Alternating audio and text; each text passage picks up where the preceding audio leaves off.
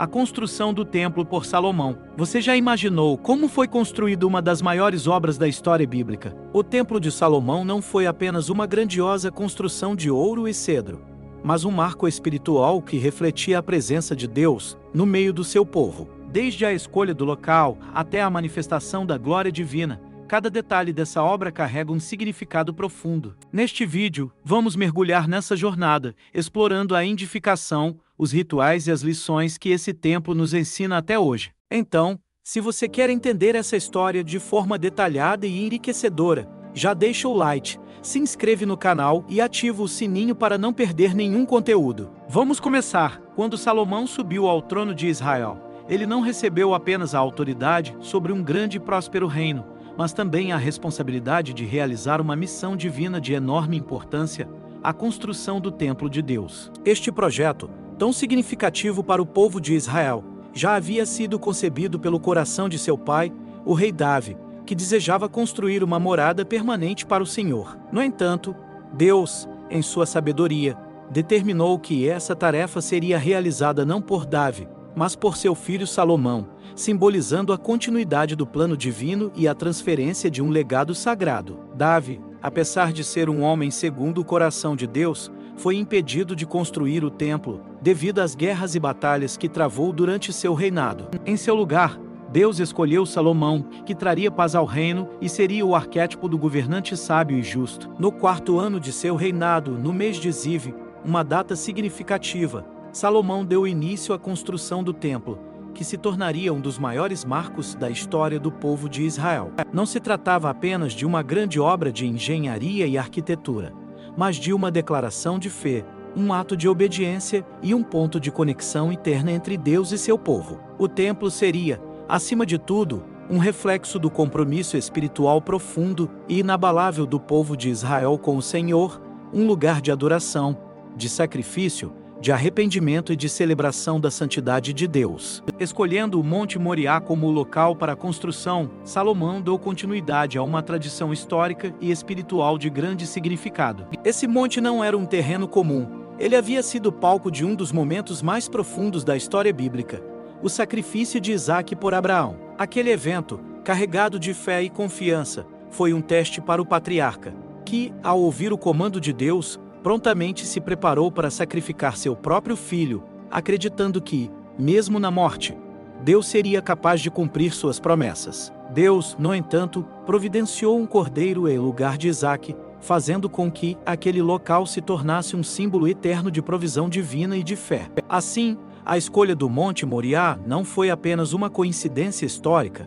mas um ato profundamente simbólico de renovação da aliança entre Deus e o povo de Israel, um lembrete de que Deus nunca falha em cumprir suas promessas. A construção do templo foi uma tarefa monumental que envolveu o uso das melhores matérias-primas disponíveis. Salomão, sabendo da importância e da magnitude do projeto, se empenhou em trazer os melhores materiais e recursos para a obra. O cedro do Líbano, com sua durabilidade e beleza, foi trazido de terras distantes, por meio de uma aliança com o rei Irão de Tiro. Esse cedro, que florescia nas montanhas do Líbano, simbolizava a pureza e a excelência, sendo utilizado nas vigas e colunas que sustentariam o templo. Além disso, Salomão utilizou pedras cortadas com extrema precisão, de modo que não se ouvisse o som de martelos ou ferramentas de ferro durante o processo de construção, uma prática que simbolizava a paz e a tranquilidade que deveriam reinar na casa de Deus. O templo, sendo um local de adoração, deveria ser, acima de tudo, um reflexo da ordem e da harmonia que Deus traz ao universo. A construção foi planejada com uma atenção minuciosa aos detalhes, refletindo o caráter de Deus e a importância do lugar que estava sendo erguido. O templo tinha dimensões impressionantes, 60 côvados de comprimento, 20 de largura e 30 de altura. Uma estrutura que não apenas se destacava pela sua grandiosidade física, mas que também representava a presença de um Deus infinito em um espaço finito. Cada componente do templo tinha um significado espiritual profundo. As paredes internas foram revestidas com madeira esculpida, decoradas com entalas de querubins, palmeiras e flores abertas, e cobertas com ouro puro, simbolizando a santidade, a beleza e a glória de Deus. A presença do ouro, o metal mais precioso, refletia a majestade e o esplendor de Deus, sendo um símbolo da sua pureza e perfeição. No coração do templo estava o Santo dos Santos, a área mais sagrada, onde a Arca da Aliança, o símbolo da presença de Deus, seria guardada. O Santo dos Santos não era apenas um espaço físico, mas o ponto de encontro entre Deus e seu povo, um local onde o Senhor manifestaria sua glória de maneira especial. Para este lugar, Salomão mandou construir 2 grandes querubins de madeira de oliveira, revestidos de ouro, cujas asas estendiam-se até cobrir todo o espaço, criando uma sensação de proteção divina. Esses querubins, figuras de majestade e autoridade, eram os guardiões da presença de Deus. Eles representavam a honra de Deus e sua santidade, reafirmando que ninguém poderia entrar no Santo dos Santos sem estar em um estado de pureza espiritual. Esse espaço era, portanto, o trono de Deus na terra, um lugar de reverência, respeito e adoração. Se você está gostando dessa história e quer ver mais conteúdos como esse, não se esqueça de curtir, comentar e compartilhar com alguém que também vai gostar. Isso nos ajuda a continuar trazendo histórias incríveis para você. Além do Santo dos Santos, o templo tinha outros espaços de significativa importância. O lugar santo era onde os sacerdotes realizavam os sacrifícios e as cerimônias diárias. Nesse local, ficavam o altar do incenso, a mesa dos pães da proposição e o candelabro de ouro, todos os símbolos da presença de Deus e da continuidade da adoração. O altar do incenso era onde as orações do povo se elevavam diante de Deus, e a mesa dos pães da proposição representava a provisão constante de Deus para seu povo. O candelabro de ouro, com suas 7 lâmpadas, simbolizava a luz divina que iluminava o caminho dos fiéis e os guiava na sua jornada espiritual. O templo possuía também os átrios externos, áreas onde o povo se reunia para adorar a Deus, apresentar ofertas e buscar a sua misericórdia. Estes átrios serviam para mostrar que a adoração a Deus não se limitava ao templo, mas se estendia à comunidade, sendo um convite a todos os israelitas a se aproximarem de Deus com um coração sincero. As colunas imponentes, chamadas Jaquim e Boaz, ficavam à entrada do templo e eram um símbolo da força e estabilidade que Deus concedia ao seu povo. Jaquim significava ele estabelecerá e Boaz significava em sua força. Juntas, essas colunas representavam a certeza de que, sobre a aliança de Deus, o povo de Israel seria estabelecido e sustentado por sua força eterna. A presença dessas colunas não era apenas decorativa, mas servia como um lembrete constante de que o templo, assim como o próprio povo de Israel, deveria estar fundamentado na força e na estabilidade oferecidas por Deus. Após 7 anos de trabalho árduo e dedicação, o templo foi finalmente concluído. 7 anos, na simbologia bíblica, representam a perfeição e a plenitude, o que mostra que as obras física, mas um processo divino que culminava na perfeita morada de Deus na terra. Esse período de construção também refletiu a necessidade de paciência,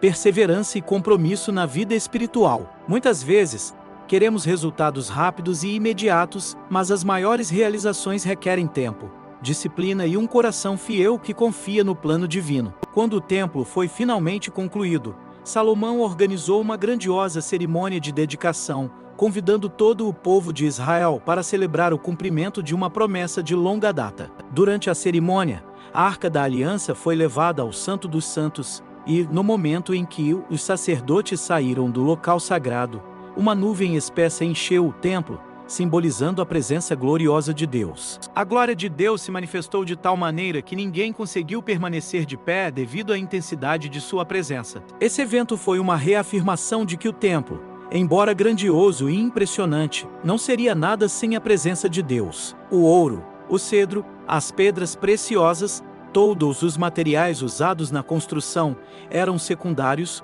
pois o verdadeiro significado do templo estava na manifestação da presença de Deus, o que o tornava um lugar santo e especial. Em sua oração de consagração, Salomão reconheceu a grandeza e a soberania de Deus, afirmando que, embora o templo fosse um local de adoração, nem os céus nem a terra poderiam conter a plenitude de Deus. Salomão pediu que Deus ouvisse as orações feitas no templo e que aquele local fosse um ponto de contato entre o Criador e seu povo, um espaço onde arrependimento e reconciliação poderiam acontecer. Ele também enfatizou a importância de seguir os mandamentos de Deus e de ensinar as futuras gerações a honrar o Senhor, garantindo que o templo fosse sempre um lugar de adoração verdadeira. Salomão compreendeu que o templo era, acima de tudo, um símbolo da relação contínua entre Deus e seu povo. Um lembrete de que a verdadeira adoração não está nas paredes do templo, mas nos corações daqueles que se voltam para Deus com sinceridade e reverência. Após a dedicação do templo,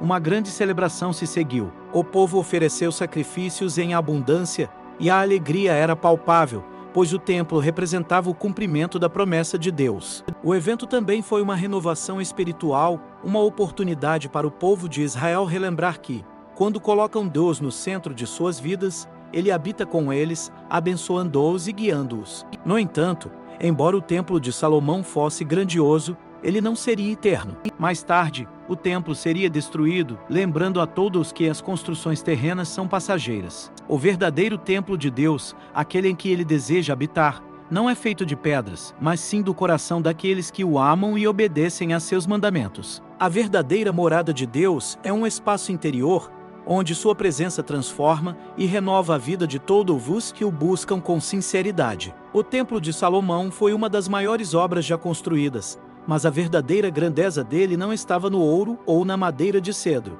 e sim na presença de Deus. Hoje, essa história continua nos ensinando que, mais importante do que qualquer construção física, é termos um coração preparado para ser morada do Senhor. Espero que essa jornada tenha sido enriquecedora para você. Agora, me conta aqui nos comentários.